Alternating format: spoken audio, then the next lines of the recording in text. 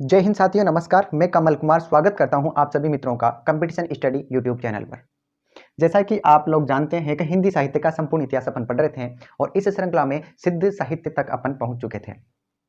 आदिकाल में सिद्ध साहित्य पढ़ रहे थे। लास्ट क्लास में अपन ने बात करी थी सिद्धों की, तो ये कितनी शाखाएं थी इनकी? 2 शाखाएं थी। उनके बाद इनकी कौन सी शाखाओं में परिवर्तन हुआ और जो सिद्ध थे कितने थे? 84 सिद्ध थे। इसकी चर्चाएं अपन कर चुके थे। सिद्ध में साथ ही साथ अपन पढ़ चुके थे कि इनका जो क्षेत्र था वो कौन सा था? पूर्वोत्तर भारत। क्या था दोस्तों? पूर्वोत्तर भारत। बात करें इनका केंद्र का, तो केंद्र था श्रीशैल पर्वत। ये अपन पहले बात कर चुके हैं। कितने थे? 84 सिद्ध थे। इसकी बात पिछली वाली क्लास में अपन कर चुके हैं। अब आज बात करेंगे सिद्ध साहित्य की प्रवृत्तियों की या सिद्ध साहित्य की क्या विशेषताएं हैं, उनके बारे में एक करके अपन बात करते हुए आगे बढ़ेंगे। तो बात करते हैं सिद्ध साहित्य की, सिद्ध साहित्य की प्रवृत्तियां या विशेषताएं। सिद्ध साहित्य की क्या विशेषताएं रही है, इनकी क्या प्रवृत्तियां थी, उनके बारे में अपन बात करते हैं। सबसे पहले बात करते हैं कि सिद्ध जो साहित्य था वो जाति पाति का विरोध करता था। क्या? जातिवाद का खंडन करता था। कोई ऊंचा कोई नीचा ऐसी कोई जातियां नहीं थी। तो क्या है, पहली बात करें सिद्ध साहित्य की प्रवृत्ति की, पहली बात करते हैं होता है कि जाति पाति का खंडन इन्होंने करा। क्या? जाति पाति का खंडन इन्होंने किया। देखो, सिद्ध साहित्य के जो रचनाकार थे, सिद्ध साहित्य से संबंधित जो सिद्ध थे, जो महत्वपूर्ण है वो भी अपन पढ़ेंगे। उससे पहले प्रवृत्तियां जान लेते हैं और फिर इतिहासकारों के बारे में जानेंगे। तो सबसे पहले माना जाता है कि सरहपाद थे, सबसे पूर्व जो है सिद्ध थे पुराने, या सबसे पहले सिद्ध सरहपाद को माना जाता है। और आपको ज्ञात होगा कि जो प्रथम कवि था हिंदी का वह सरहपाद माना था। किसने माना था? पिछली क्लास में अपने इसकी बात कर चुके हैं। निश्चित ही आपको ये आता होगा कि जो राहुल सांकृत्यायन महोदय थे उन्होंने हिंदी का प्रथम कवि किसे माना है? सरहपाद महोदय को माना था और यही सर्वमान्य मत रहा है। तो सबसे पुराने सिद्ध की बात करेंगे तो वो करेंगे अपन सरहपाद की, जो थोड़ा आगे चल के अपन पढ़ेंगे। कोशिश रहेगी कि आज की क्लास में अपन सारा सिद्ध साहित्य पढ़ लें, वो भी महत्वपूर्ण फैक्ट। तो बात कर रहे हैं कि जाति पाति का खंडन ये लोग करते थे, जाति पाति में विश्वास नहीं करते थे। कौन? सिद्ध लोग। बात करते हैं इसकी दूसरी विशेषता की, तो है कि ऊंच नीच का भेदभाव। उस समय जो ऊंच नीच का भेदभाव चल रहा था, उस ऊंच नीच के भेदभाव का क्या है? विरोध करते थे, का खंडन या फिर विरोध। देखो, आप इनको लिखते हुए चलें, जो भी इनकी प्रवृत्तियां हैं मैं इनको समझाते हुए चलता हूं। उसके बाद बात करें, देखो ऊंची जाति पाति के खंडन की बात करें या ऊंच नीच की बात करें, और साथ ही साथ ये शास्त्र ज्ञान का भी विरोध करते थे। क्या? शास्त्र ज्ञान का विरोध करते थे। क्या? शास्त्रीय ज्ञान का ये लोग विरोध करते थे। शास्त्रीय ज्ञान का विरोध करते हुए सरहपाद ने एक पंक्ति कही थी कि पंडिय सहल सत्य बखानहि। क्या? पंडिय सहल सत्य बखानहि देहि बुद्धि बसंतर न जानी। अर्थात शास्त्र ज्ञान में कुछ नहीं है, बाकी जो देह रूपी बुद्ध है उसको प्राप्त करने का क्या है? सहल मतलब सहज मार्ग है, बुद्धि ही। ठीक है, इस प्रकार ये क्या है कि देहवादी की बात करते हैं और जो है शास्त्र ज्ञान का ये विरोध करते हैं, और लोकवाद को ये बढ़ावा देने का कार्य करते हैं। कौन? सिद्ध लोग। इसके साथ साथ ही बात कर रहे थे अपन सरहपा की। तो सरहपा क्या है? जो सरहपा है, सरहपा एक सबर कन्या। क्या है? सबर यानी होता है निम्न वर्ण की, और सबर कन्या जिसको बोलते हैं मुद्रा, मुद्रा बोलते हैं नारी को, उनको अपने साथ रखते थे। और मतलब एक जो ग्रस्त जीवन था उसका तो ये लोग विरोध करते थे, परंतु ग्रस्त जीवन में नारी का विरोध नहीं करते थे। और जैसे बात करें जाति पाति क्या विरोध कर रहे थे, ठीक है, जाति पाति का विरोध करते थे, खंडन करते थे। तो क्या ये निम्न जो वर्ण की कन्या थी, जाति की कन्या थी, सबर कन्या, उनको अपने साथ रखते थे। कौन? सबरपा। ये कहा है, बच्चन सिंह ने कहा है कि ये अपने साथ रखते थे किसको? सबर कन्या को। ये जाति पाति का खुला खंडन तो था ही, लेकिन साथ ही साथ क्या है कि जो निम्न जो जाति है उनकी जो स्त्रियों की सामाजिक दशा है उनका भी इन्होंने कहीं कहीं बखान किया है। ठीक है, क्या? शास्त्रीय ज्ञान का विरोध कर रहे थे, जाति पाति का खंडन करते हैं, ऊंच नीच का भेदभाव ये लोग करते हैं, और सामाजिक असमानता का विरोध भी ये करते हैं। सामाजिक असमानता का विरोध। ये सब एक सी बातें हो गई। कौन कौन सी? जाति पाति का खंडन कर रहे थे, ये ऊंच नीच के भेदभाव का खंडन कर रहे थे, शास्त्र ज्ञान का विरोध करते थे, सामाजिक असमानता का भी ये लोग क्या करते थे? विरोध करते थे। और साथ ही साथ बता दें कि गुरु के प्रति इनकी बहुत आस्था थी, और जो तंत्र मंत्र थे, जादू टोना था, इनमें इन लोगों का बहुत विश्वास था, और ये इसी प्रकार चमत्कार करते हुए सिद्धता हासिल करने का कार्य करते थे। ठीक है, ये एक बार इसका स्क्रीनशॉट लें आप।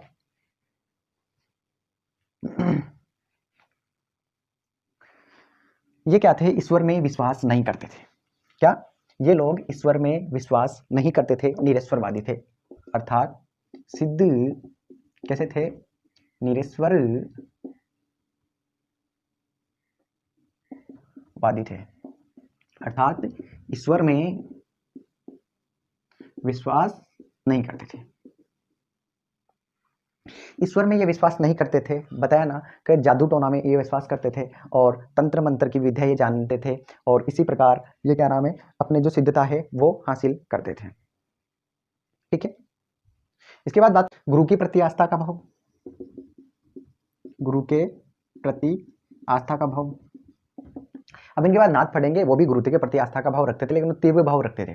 ठीक है, इनसे ज्यादा भाव रखते थे, गुरु के प्रति इनकी आस्था थी। ये ईश्वर में विश्वास नहीं करते थे, निरेश्वरवादी थे। बात करें ये तांत्रिक चमत्कार से, क्या है कि ये तांत्रिक चमत्कार से सिद्धि प्राप्त करने पर बल देते थे। कैसे, कई तांत्रिक चमत्कार करते थे। ठीक है, और लोकवाद का बढ़ावा देते थे, और सामाजिक असामाजिकवाद का ये क्या है, कहीं ना कहीं खंडन करते थे। बात करें कि जैसे ये ग्रह जो वो था उसका, तो ये क्या करते थे, विरोध करते थे। किसका, गृहस्थ जीवन का, तो ये कहीं ना कहीं विरोध करते थे, गृहस्थ का विरोध करते थे, परंतु नारी का विरोध नहीं करते थे। क्या है, नारी को तो ये सहयोग मानते थे, किसमें, अपनी सिद्धि हासिल करने में सहयोगी मानते थे, किसको, नारी को। परंतु आगे चल कर अपन बात करेंगे नाथ साहित्य में, तो उन्होंने नारी का विरोध किया है, परंतु ये क्या है, नारी का विरोध नहीं करते थे, नारी का विरोध नहीं करते थे, परंतु गृहस्थ जीवन का विरोध करते थे, और ये शादी जो है इसमें भरोसा नहीं करते थे, फिर भी नारी को अपने साथ रखते थे। अगर आधुनिक जमाने की बात करें तो वो हो गया कि ये क्या है, लिव एंड रिलेशनशिप में नारी के साथ रहते थे, परंतु गृहस्थ जीवन का ये लोग विरोध करते थे। ठीक है, उसके बाद बात करते हैं, ये एक बार आप स्क्रीनशॉट ले लें, इनकी साधना पद्धति की बात करते हैं हम। इनकी साधना पद्धति क्या थी, चमत्कार करते थे, क्या करते थे, चमत्कार करते थे। साधना पद्धति की बात करें तो वामाचार, क्या दोस्तों, वामाचार। कैसी पद्धति थी, वामाचार। वामा का अर्थ होता है दोस्तों स्त्री, और स्त्री के साथ आचार, अर्थात एक स्त्री और पुरुष के मध्य जो संबंध होता है, उस संबंध, इस प्रकार की इनकी पद्धति थी कि जो संबंध बनाए जाते हैं स्त्री और पुरुष के मध्य, उस प्रकार की इनकी पद्धति रही है सिद्धता हासिल करने में। इसको बोलेंगे। एक और था पंचमाचार, मतलब 5 मकार। कौन कौन से, मत्स्य, माफ कीजिए, मांस, ये सहायक मानते थे, किसमें, अपनी जो सिद्धि के जो साधन थे, साधन में सहायक मानते थे। मांस को, मत्स्य मछली को, मांस मछली, मध्य मतलब मदिरापान, क्या, मांस मांस मत्स्य, और मध्य मुद्रा, और एक मैथुन, या मुद्रा से अर्थ है स्त्री का, मुद्रा और एक मैथुन। ये 5 मकार है, इन 5 मकार को ये किसमें मानते थे, अपनी जो सिद्धि हासिल करने के, जो सिद्धि प्राप्त करने के जो साधन थे, वो साधन थे ये पंचमकार। और इस जो पंचमकार जो सिद्धि थी या साधन था, इसके प्रवर्तक थे सरहपाद, सरहपा या फिर सरहपाद। ठीक है, साथ ही साथ इसकी बात करें तो वो है काया साधना, काया साधना या फिर गुह्य साधना, और एक है महासुखवाद। महासुखवाद के प्रवर्तक भी थे सरहपाद। अब देखो महासुखवाद क्या होता है, तो स्त्री और पुरुष का पारस्परिक संबंध होता है, उसके बाद की जो चरम सीमा होती है।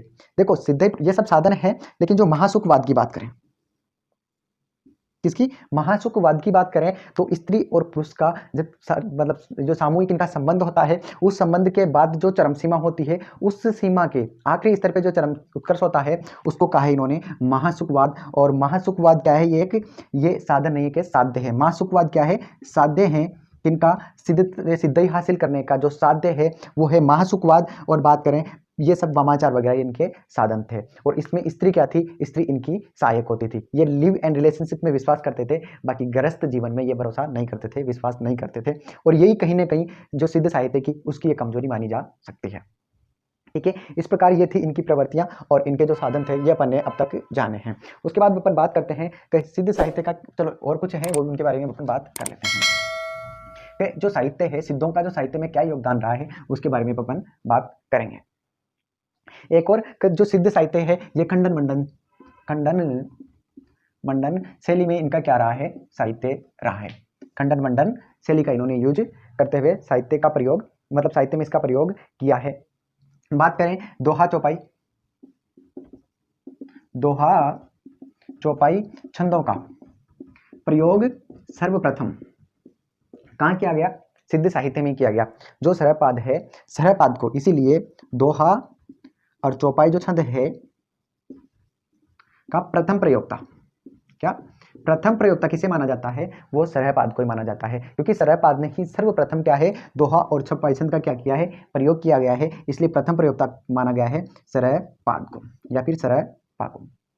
सिद्ध साहित्य में किसका प्रारंभ हो गया था, दोहा और जो है चौपाई छंद है इसका प्रारंभ हो गया था। लेकिन विधिवत रूप की बात करें दोस्तों तो आगे चलकर जो दो हिंदू थे, दो हिंदू ने इनका विधिवत तौर से मतलब प्रारंभ किया है, किसका, दोहा और चौपाई छंद का। ठीक है। इस प्रकार इनकी भाषा की बात करें यदि दोस्तों, कि इनकी भाषा की बात करें तो इनकी भाषा मगही के समीप, कौन सी दोस्तों, जो मगही भाषा थी उसके समीप की भाषा इनकी भाषा को मानी जाती है। कौन सी, मगही भाषा के समीप की भाषा इनकी मानी जाती है, जो प्राचीन मगही थी उसके समीप। और ये मागधी भाषा का मतलब मागधी अपभ्रंश भाषा का प्रभाव भी इन पे देखा जा सकता था। कौन सी भाषा का प्रभाव, मागधी अपभ्रंश भाषा का प्रभाव भी इनके साहित्य पे देखा जा सकता है। और ये किसके समीप की भाषा थी, जो प्राचीन जो मगधी नहीं, मगही जो भाषा थी उसके समीप की भाषा इनकी भाषा को माना जा सकता है। एक बार इसको आप नोट डाउन कर लें। और इनकी रचनाओं की बात करें तो इन्होंने दोहा और चर्या पदों की रचना करी है। किसकी, दोहा और चर्या पदों की इन्होंने रचना करी है। अब यदि चर्या पद की बात करें तो चर्या पद क्या है, चर्या पद यहाँ है अनुष्ठान गीतों से है। इनके कोई अनुष्ठान गीत होते थे उनको तो कहा गया चर्या पद। हाँ, इनकी रचनाओं की बात करें तो मुख्य तौर पर इन्होंने दोहा और चर्या पद, दोहा और चर्या पदों की बात रचना करी है इन्होंने। चर्या पद की बात करें तो इनको कहा गया है अनुष्ठान गीत। चर्या पद क्या है, चर्या पद है यहाँ अनुष्ठान जो गीत होते थे उनको कहा जाता था चर्या पद। ठीक है। इसके बाद बात करें कि जो चर्या पद थे वो लिखे गए सांदी भाषा में, मतलब इनकी जो भाषा थी वो थी संध्या भाषा, संध्या भाषा मान गई। सर्वप्रथम जो इनकी जो साहित्य है उसकी भाषा संध्या भाषा किसने कहा है, तो वो सर्वप्रथम कहा है मुनिदत्त ने। किसने, साहित्य की भाषा सर्वप्रथम संध्या भाषा बताया, वो बताया मुनिदत्त महोदय ने। मुनिदत्त महोदय ने बताया कि इनकी भाषा कैसी भाषा है, संध्या भाषा है। चर्या पदों की भाषा कैसी है, संध्या भाषा है। चर्या पदों की संध्या भाषा के दृष्टिकुद शैली में लिखे गए थे और इसका प्रभाव कहीं ना कहीं जो अपना साहित्य था संत साहित्य उसमें भी देखने को मिलता है। किसका, दृष्टिकुद शैली का। ठीक है। सांदी भाषा की अपन बात कर चुके हैं। और बात करें बच्चन सिंह की तो बच्चन सिंह महोदय ने जो भाषा की बात कर रहे हैं इनकी भाषा की, तो बच्चन सिंह महोदय ने दोहा और चर्या पदों की भाषा की बात करें तो दोहा है इनकी भाषा तो इन्होंने अपभ्रंश के समीप मानी है। किसकी, इनकी बात करें तो अपभ्रंश के समीप मानी है। और बात करें किसकी, चर्या पदों की बात करें तो चर्या पदों की जो भाषा है इन्होंने अवट के समीप मानी है। वही लिख देता हूं, अवट भाषा के समीप। इस प्रकार बच्चन सिंह ने क्या माना, जो दोहा की रचना की जा रही थी सिद्ध साहित्य में उनकी भाषा की बात करें तो वो दोहा की भाषा थी अपभ्रंश भाषा के समीप की भाषा, और चर्या पदों की भाषा अवट भाषा किसने कही है, डॉक्टर बच्चन सिंह ने। और जो संध्या भाषा की बात करें तो संध्या भाषा इनके साहित्य की संध्या भाषा है, इसका उल्लेख सर्वप्रथम किसने किया है, मुनिदत्त महोदय ने किया है। ये बात हुई इनका साहित्य में क्या योगदान रहा है, इसकी अपन बात कर चुके हैं। अब इसके बाद अपन बात करते हैं चर्चित जो साहित्यकार थे उनकी अपन बात करते हैं कि कौन कौन से साहित्यकार इसमें रहे हैं। तो सबसे पहले बात करेंगे अपन सरहपाद की। ठीक है, कि इन्होंने कौन कौन से ग्रंथ की रचना की और इनके क्या क्या विशेषता रही है, किसकी, सरहपाद की। इससे पहले अपन बात करते हैं कि आरसी शुक्ल ने जो ये थे इनका कुछ क्रम दिया है जिसमें सर्वप्रथम रखा है इन्होंने लुईपा को। किसको रखा है, चलो इसकी बात बाद में करेंगे, पहले अपन जान लेते हैं पहले रचनाकार जानते हैं इनके, सिद्ध रचनाकार, जिसमें है पहला सरह पा या फिर सरह पात। इनके और भी उपनाम थे, उपनाम, इनके उपनाम थे राहुल भद्र, क्या, राहुल भद्र और सरोज वज्र, सरोज वज्र, ये इनके उपनाम देखने को मिलते हैं सिद्ध साहित्य में। अपन बात कर रहे हैं सरहपाद को, इनकी बात करें तो इनको हिंदी का प्रथम कवि कहा है, हिंदी का प्रथम कवि माना जाता है। और ये सबसे पहले कहा था राहुल सांकृत्यायन मौर्य ने। कब, राहुल किसने कहा, राहुल सांकृत्यायन मौर्य ने कब कहा, 769 ईस्वी इनका जो समय है वो माना जाता है, किनका, सरहपाद का 769 ईस्वी इनका जो है समय माना जाता है। अभी अपन ने बात करी कि दोहा और चौपाई छंद, क्या, दोहा और चौपाई छंद का प्रथम बार प्रयोग, छंद के प्रथम प्रयोग था, प्रथम बार प्रयोग किसने करा, वो करा सरहपाद या सरहपा ने। बात करते हैं कि सहजयान, जो कल शाखाओं के अपन ने बात करी थी उसमें जो सहजयान शाखा थी, सहजयान शाखा के प्रवर्तक कौन है, सरहपाद। उसी की बात करें तो महासुखवाद के प्रवर्तक या पंचमाकार के प्रवर्तक भी कौन है, यही है। और साथ ही साथ किसके, महासुखवाद साधना के प्रवर्तक भी कौन है, सरहपाद महोदय हैं। उसके बाद बात करें कि इन्होंने कुल 32 ग्रंथों की रचना करी है, कितने, कुल 32 ग्रंथों की रचना इन्होंने करी है, रचनाएं कुल कितनी, 32 रचनाएं इन्होंने लिखी है। और जिनमें से सर्वाधिक प्रसिद्ध है दोहा कोश, सर्वाधिक प्रसिद्ध है दोहा कोश। यही इनके जो फैक्ट हैं, मुख्य फैक्ट, और यहीं से प्रश्न बन के आता है यदि आता है तो, इसलिए इन फैक्ट को तो आप रख लें, ठीक है, ये एक बार लिख लें, ये इसका स्क्रीनशॉट ले लें। पंचमाकार आप में अपन ने देखा ही है कि पंचमाकार की बात करें तो पंचमाकार में मांस, मत्स्य, मुद्रा और मध्य, मुद्रागत, मध्य और एक मैथुन, ये 5 हैं पंचमाकार के अंतर्गत, ठीक है। उसके बाद बात कर लेते हैं इनकी कुछ चर्चित जो पंक्तियां थी, जिसमें से एक पहली पंक्ति थी उसकी अपन बात कर चुके हैं कि ये शास्त्रीय ज्ञान का विरोध करते थे, कौन, सिद्ध, जिसमें शास्त्रीय ज्ञान का विरोध करते हुए सरहपाद ने एक बहुत ही जो चर्चित पंक्ति है इनकी, वो है क पंडिये सहल सत्य बखा नहीं, क्या, पंडिये सहल सत्य बखा नहीं, दही बुद्ध बसंत, ये आप लिख लीजिए, बार ये पूछ ली जाती है कई बार, क्या, क पंडिये सहल, पंडिये सहल सहल सहल सहल सत्य, पंडिये सहल सत्य बखा नहीं, पंडिये सहल सत्य बखा नहीं, देही बुद्ध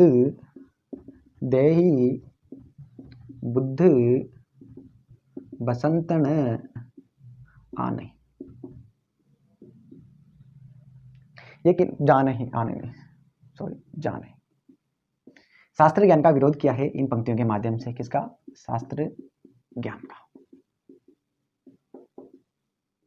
ये पंक्ति कई बार पूछ ली जाती है। साथ ही साथ एक और इनकी पंक्ति है, वो है नादन बिंदु, क्या, नादन बिंदु शशि न मंडल, नादन बिंदु न शशि मंडल, चिय राय सहाबे मुकुल, ये एक दूसरी है, दिख रहा है ना, नादन बिंदु न,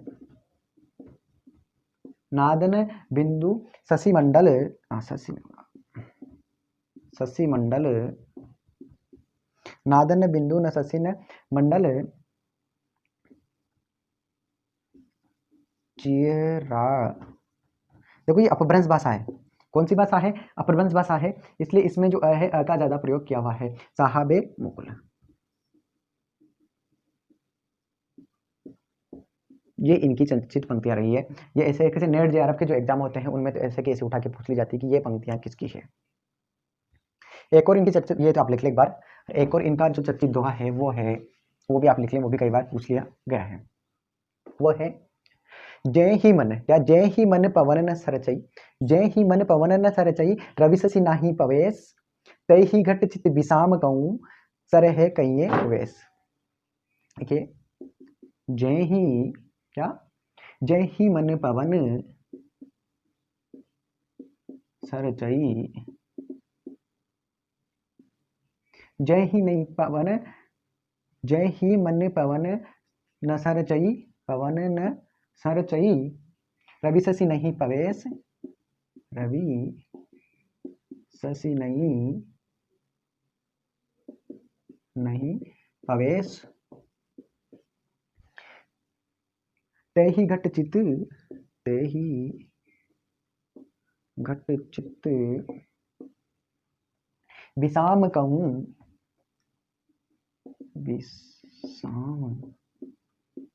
विषाम कहूं, सर है कहिए उवेश, सर है कहिए, सरु कहिए उवेश, उवेश, उवेश। ठीक है, ये पंक्ति भी आप इनके साथ ही साथ लिख लें। इस प्रकार जो अपना होता है ये सरपाद में इनमें से ही मुख्य तौर पर प्रश्न बनने की संभावनाएं होती है जो अपन ने पढ़ लिया है। उसके बाद बात करते हैं अपन सब्रपा मौद्य की। सरापा की बात करते हैं, सब्रपा।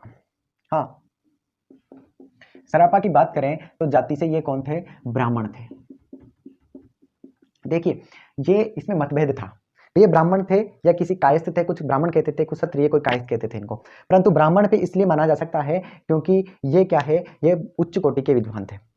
ठीक है, उच्च कोटि के विद्वान थे और तक्षशिला जो महाविद्यालय थे उसमें क्या थे, ये उसमें अध्यापक भी थे और वहाँ के ये क्या है, स्टूडेंट भी रहे हैं। तो उस आधार पर कहा जा सकता है कि ब्राह्मण थे, इनमें ज्ञान था, इसलिए ये वहाँ के अध्यापक और वहाँ के स्टूडेंट रहे हैं। उसके बाद बात करते हैं सब्रपा की। वैसे तो देखो कितने थे, सिद्ध थे 84, लेकिन जो इनमें से मुख्य हैं 4-5 और उन्हीं में से प्रश्न बनता है। वैसे मुख्यतः आज तक जो प्रश्न बन के आया है या तो लुइपा में से पूछा है, ठीक है, सब्रपा या कणप्पा का भी आया, या फिर कई बार इसका अधिकांश जो आता है वो आता है सरपाद में से प्रश्न बन के आता है। ठीक है, तो इन्हीं को अपन मुख्य तौर पर पढ़ेंगे। सब्रपा की बात करें तो उन्होंने लिखा था दोहा कोश और इन्होंने लिखा है चर्यापद। बस रचनाओं से प्रश्न बनेगा इनका, और मुख्य तौर पर जो इनकी रचना है वो है चर्यापद। और बात करें सब्रपा की तो लगभग कितना 780 ईस्वी इनका माना जाता है, और इनके जो गुरु थे वो सरपाद माने जाते हैं, सरपाद माने जाते हैं। बस इनके बारे में आप इतना याद रख लो, वो बहुत है। ये क्या है, सरपाद के शिष्य थे 700 इनमें जो मुख्य है, ये रचना के बारे में पूछा जाता है मुख्य तौर पे इनकी रचना। और जो वो ही सरपाद की जो मुख्य रचना थी वो थी शब्दकोश। ठीक है, रचनाओं में से प्रश्न पूछ लेता है सीधा सीधा। उसके बाद अपन बात करते हैं लुइपा की। किसकी बात करते हैं, लुइपा की। लुइपा की जो रचनाएं थी उनमें रहस्यवाद की ज्यादा झलक देखने को मिलती है, इसमें लुइपा की। और बात करें रामचंद्र शुक्ल के अनुसार जो क्रम था उसमें सबसे पहला क्रम दिया है लुइपा को। किसको दिया है, लुइपा को आरसी शुक्ल महोदय ने प्रथम क्रम दिया है। पहले स्थान पर किसको लिखा है, पहले स्थान को रखा है इन्होंने किसको, लुइपा को। और जब भी लास्ट के स्थान की बात करें तो लास्ट के स्थान पे एक भलीपा नाम के महोदय थे, इन्होंने लास्ट में लिख रखा भलीपा को रखा है सबके लास्ट में, और फर्स्ट पे लिखा किसको, लुइपा को। ये किसने लिखा रखा है, आरसी शुक्ल महोदय ने। इनकी रचनाओं में बताया अभी मैंने, इनकी रचनाओं में सर्वाधिक क्या, सर्वाधिक रहस्यवाद देखा जा सकता है। किनकी रचनाओं में, लुइपा महोदय की रचनाओं में। बात करें कि 84 सिद्ध हुए थे, जो 84 सिद्ध थे, इन 84 सिद्धों में सबसे ऊंचा स्थान था, सर्वाधिक सिद्धों में सबसे ऊंचा जो स्थान था वो किसका था, वो लुइपा का था। किसका? लुइपा का था। और कहा जाता है कि तत्कालीन समय में, जब लुइपा की बात कर रहे हैं तो तत्कालीन समय में जो उड़ीसा के राजा थे, तत्कालीन समय में कहा कि तत्कालीन समय में उड़ीसा के राजा व मंत्री भी इनके शिष्य बन गए थे। क्या? मंत्री भी इनके क्या बन गए थे? शिष्य बन गए थे। ये इतने प्रभावशाली थे साहब। इनका रहस्यवाद इतना प्रभावशाली था कि उड़ीसा के कोई राजा थे, तत्कालीन राजा और मंत्री। राजा की बात करें तो वहां का राजा था दरिकपा। और कौन था राजा? दरिकपा। दरिकपा नाम का कोई राजा था जो इनका शिष्य बना था। और इनके साथ में एक मंत्री भी था, वो था डेंगीपा। मंत्री का नाम था डेंगीपा। ये क्या है? इनके शिष्य बन गए थे। तो इनका स्थान है लुइपा का सिद्धों में सबसे ऊंचा था, 84 सिद्धों में। ठीक है, यही इनके बारे में आज तक। हाँ, इनकी एक क्या नाम है जो प्रमुख रचना है वो मिलती है लुइपाद गीतिका। प्रमुख रचना लुइपाद गीतिका इनकी प्रमुख रचना थी, लुइपाद गीतिका। ठीक है, इसके बाद अपन बात करेंगे लुइपा सबरपा अपन पढ़ चुके हैं। उसके बाद करेंगे डोम्बिया की। मापिए डोम्बिपा बात करते हैं डोम्बिपा की। तो डोम्बिपा की बात करें तो इनकी 3 रचनाएं जो मुख्यतः मानी जाती है। डोम्बिपा,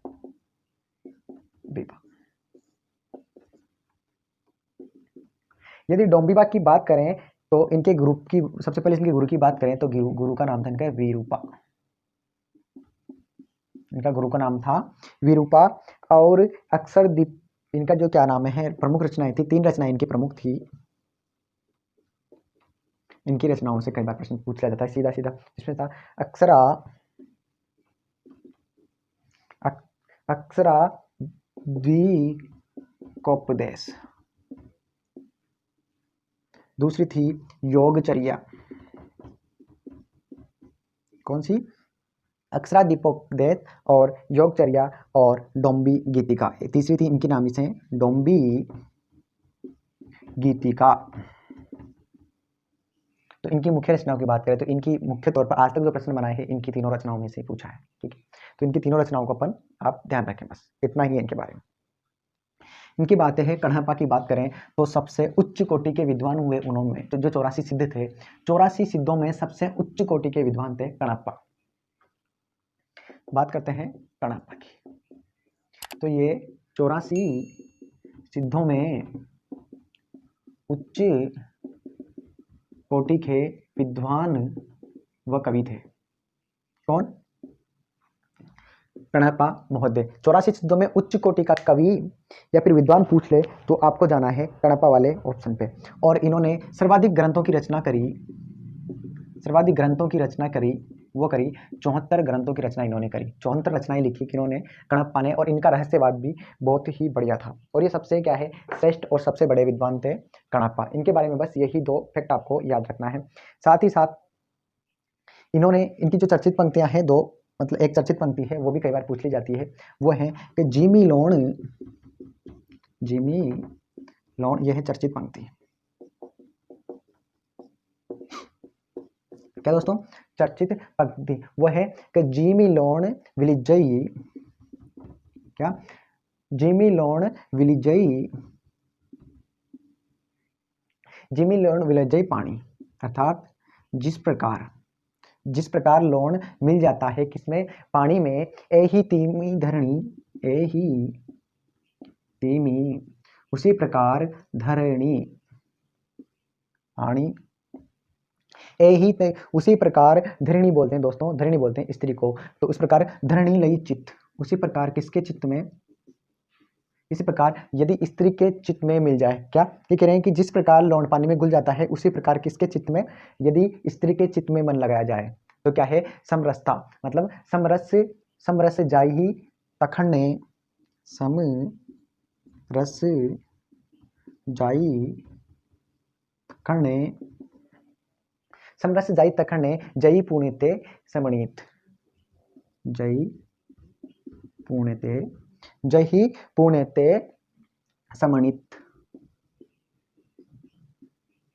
अर्थात जिस प्रकार नमक को पानी में घोला जाता है तो वो उसमें जिस प्रकार घुलनशील हो जाता है, उसी प्रकार यदि व्यक्ति स्त्री के चित्त में मन लगा है तो वो किसको प्राप्त कर सकता है? समरसता को प्राप्त कर सकता है, वो सिद्धता को प्राप्त कर सकता है। ये कथन है इनका चर्चित ग्रंथ, और इन्होंने 84 सर्वाधिक 74 ग्रंथों की रचना की, उच्च कोटि के विद्वान थे। ये आपका विशेष दोस्तों इनके बारे में याद रखना है। उसके बाद एक और महोदय हैं, इनके बाद आए थे कुक्रिया महोदय, और इनकी बात करें कुक्रीपा, इन्होंने जो रचनाएं करी 16 रचनाओं की, इनका 16 ग्रंथों का इनका उल्लेख मिलता है। ठीक है, 16 ग्रंथों का उल्लेख इसमें मिलता है कुक्रिया में। जो पन्ने पड़ा इनका क्रम ये था, परंतु कालक्रम के आधार पर पन्ने पड़ा। लेकिन बात करें आचार्य रामचंद्र शुक्ल के अनुसार क्रम की, तो एक बार वो क्रम देख लें, आप लिख लें। ठीक है, बात करते हैं आरसी शुक्ल के अनुसार क्रम। आरसी शुक्ल के अनुसार पहले नंबर पे उन्होंने लिखा लुईपा को। जो पन्ने पढ़ा उनमें से अपन देखते हुए चल रहे हैं। पहले लुईपा, लिलीपा, विरूपा, क्या दोस्तों? लुईपा, लिलीपा, विरूपा, डोम्बिया, डोम्बिपा, क्या? विरूपा, डोम्बिपा, डोम्बिपा, सरपा, कणप्पा, सरपा, कणप्पा, और ऐसे ऐसे ही चलते। और लास्ट की बात करें तो इन्होंने लास्ट में जो रखा है वो रखा है बलिपा, बलि हो बया का। इस प्रकार इनका क्रम रखा था। जो पहले का ध्यान रखें आप, तो आरसी शुक्ल के अनुसार पहले किसका रखा? लुईपा को रखा है। बस यहीं से प्रश्न पूछा गया है आज तक। ठीक है, इस प्रकार अपन जो प्रमुख रचनाकार थे उनके बारे में जान चुके हैं। अब बात करें जो इन्होंने ग्रंथ लिखे हैं। क्या? सिद्ध साहित्य के जो ग्रंथ लिखे गए हैं, यह ग्रंथ मुख्यतः अपने को प्राप्त नहीं होते हैं। जैसे लिखे गए थे वैसे प्राप्त ये नहीं होते हैं। तो क्या हुआ साहब, इनको ढूंढा गया, नेपाल और तिब्बत में जाके ढूंढा गया। तो सर्वप्रथम जो एक कार्य किया गया, ये किया गया एक बेंडले महोदय थे, बेंडल नाम के एक महोदय थे। ठीक है, तो ये क्या है? संपादन करने का कार्य करे, किसको? इनके ग्रंथों को। तो बात करें तो सबसे पहले इन्होंने क्या नाम है, बेंडल महोदय ने सर्वप्रथम सिद्ध साहित्य को, क्या है, बेंडल महोदय ने सर्वप्रथम सिद्ध साहित्य को संपादित करने का कार्य किया। तो प्रश्न पूछ ले कि सर्वप्रथम सिद्ध साहित्य को संपादित करने का जो शुभारंभ किया है, कार्य किया है, तो किसने किया है? बेंडल महोदय ने किया है। उसके बाद बात करते हैं दोस्तों, एक महोदय आते हैं हरिप्रसाद शास्त्री। कब आते हैं? 1917 ईस्वी में। ये जाते हैं साहब नेपाल, और नेपाल से इनकी पांडुलिपियां ढूंढ के लाते हैं। किसकी? जो सिद्ध साहित्य थी उनकी। वहां से इनकी पांडुलिपियां ढूंढते हैं और ये एक ग्रंथ का संपादन करते हैं जिसका नाम था बौद्ध गान ओ दुआ। क्या? बौद्ध गान ओ दुहा। तो बात करते हैं इनके बाद, वो आए हरि प्रसाद शास्त्री। कब आए? 1917 ईस्वी में। ठीक है, 1917 ईस्वी में किसका संपादन करते हैं? बौद्ध गान दुआ, बौद्ध गान ए दुहा का ये क्या करते हैं? संपादन करते हैं। जब ये संपादन करा तो इन्होंने संपादन करने के लिए जो पांडुलिपियां ढूंढी, वो कहां से ढूंढी? ये नेपाल जाके। इन्होंने कहा?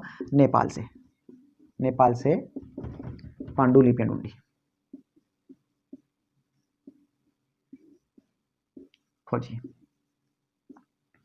जो ये सिद्ध साहित्य था, सिद्ध साहित्य से संबंधित जो ग्रंथ थे वो कहाँ थे? नेपाल और तिब्बत में थे। इसी क्षेत्र में इनका प्रभाव था। तो क्या है, इनके जो ग्रंथ थे इनको ढूंढने के उद्देश्य से वहां गए, इनको जो भी मिला, जो भी पांडुलिपि प्राप्त हुई, उनको ये लाए। लाने के बाद उनको एक जगह एकत्रित करने का प्रयास किया, वहां करके इन्होंने संपादित किया। और वो किसमें? बौद्ध गान ए दुहा में इन्होंने संपादित किया। किसमें? किसने? हरिप्रसाद शास्त्री ने। यदि पूछ लें कि सर्वप्रथम संपादित करने का कार्य यदि किसने किया है, तो वो थे बेंडल महोदय ने। और बौद्ध गान ए दुहा के नाम से जो संपादित किया सिद्ध साहित्य का, तो वो किसने किया? हरिप्रसाद शास्त्री ने। कब किया? 1917 ईस्वी में। ठीक है, और हाँ, इन्होंने पांडुलिपियां कहाँ से खरीदी? वो मतलब पांडुलिपियां कहाँ से खोजी? वो खोजी नेपाल से। ठीक है, उसके बाद बात करते हैं, एक और आते हैं प्रमोद चंद्र बागदी। कौन आते हैं? इनके बाद आते हैं प्रमोद चंद्र बागदी। ये भी संपादन करते हैं, और ये जो संपादन करते हैं, ये किसका संपादन करते हैं? दोहा कोश का। अब दोहा कोश रचना किसने लिखी थी? सरायपाद ने। उस दोहा को उसका संपादन करने का कार्य कौन करते हैं? प्रमोद चंद्र बागदी महोदय। ठीक है, जाना पने सर्वप्रथम कौन आए इनको संपादित करने का जो कार्य किया वो बेंडल महोदय ने किया। और बात करें तो उसके बाद 1917 में बौद्ध गान ए दोहा के अंतर्गत संपादित करने का जो कार्य किया है वो किया है हरिप्रसाद शास्त्री ने, और कहाँ से? नेपाल से खरीदा। और प्रमोद चंद्र बागदी ने दोहा को उसका क्या किया? संपादन किया। ये जिस प्रकार में लिखे गए थे उस प्रकार से मिलते नहीं है, कहीं न कहीं इनकी पांडुलिपियां मिलती है, उनको खोज कर करके और इस साहित्य के बारे में इन्होंने वो क्या है बात कही। उसके बाद एक महोदय और आते हैं राहुल सांकृत्यायन महोदय। अब राहुल सांकृत्यायन महोदय क्या करते हैं? सांकृत्यायन हरिप्रसाद शास्त्री खोजते हैं दोस्तों नेपाल से, और ये खोजने के लिए चल जाते हैं दोस्तों तिब्बत। तिब्बत से पांडुलिपियां खरीदी खोजी।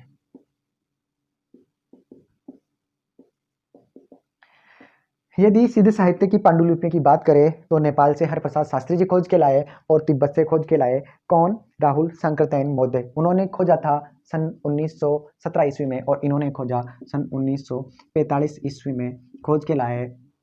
और साथ ही साथ इन्होंने जिसमें संपादन किया उसका नाम था हिंदी काव्य धारा। हिंदी काव्य धारा इस नाम का इनका जो संपादित ग्रंथ था हिंदी काव्य धारा, जिसमें दोहा और चर्या पदों का क्या किया इन्होंने? संकलन किया। जिसमें दोहा व चर्या पदों का संकलन किया। अनुष्ठान गीतों की बात करें तो अनुष्ठान गीतों के बारे में देख चुके थे कि किसको अनुष्ठान गीत हैं, जो चर्या पद हैं उनको क्या कहा जाता है? अनुष्ठान गीत कहा जाता है। और बात करें तो बौद्ध साहित्य मतलब सिद्ध साहित्य में भैरवी योगिनी कहा गया किसको? स्त्री को। स्त्री को क्या कहा गया दोस्तों? भैरवी योगिनी कहा गया है स्त्री को सिद्ध साहित्य में। ठीक है, ये जो पढ़े अपन सारे फैक्ट एक एक करके। तो हिंदी साहित्य में इनका इससे पहले क्या योगदान था? खंडन मंडन से लिखा गया, भाषा इनकी सांदे बसाती, प्रथम बार दोहा और चौपाई छंद का प्रयोग किया गया सिद्ध साहित्य में। ये सब किसमें पढ़ा अपन ने?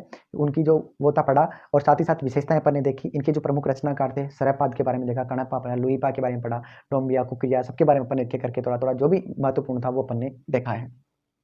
साथ ही साथ देखा कि क्या नाम है कि इनका जो सिद्ध साहित्य का जो चर्चित जो क्या नाम ले जो चर्चित काव्य है उन चर्चित काव्यों की अपन ने तुलना करके बाद में कौन कौन से वो ग्रंथ लिखे गए या कौन कौन से संपादित ग्रंथ इनके ऊपर लिखे गए हैं, जो महत्वपूर्ण थे वो अपन ने सभी जान ली है। इसी के साथ साथ लगभग अपना जो सिद्ध साहित्य है वो जो महत्वपूर्ण फैक्ट है वो समाप्त होते हैं, और इसके बाद अपन जो बात करेंगे वो करेंगे नाथ साहित्य की, और उसके बाद इनका तुलनात्मक अध्ययन करेंगे। तुलनात्मक अध्ययन कैसे? जैसे ये क्या है कि जैसे गुरु में आस्था रखते थे, ये निरीश्वरवादी थे। नाथ भी गुरु में आस्था रख सकते लेकिन पीर वो रखते थे। इनकी सिद्धि तंत्रवाद पे थी।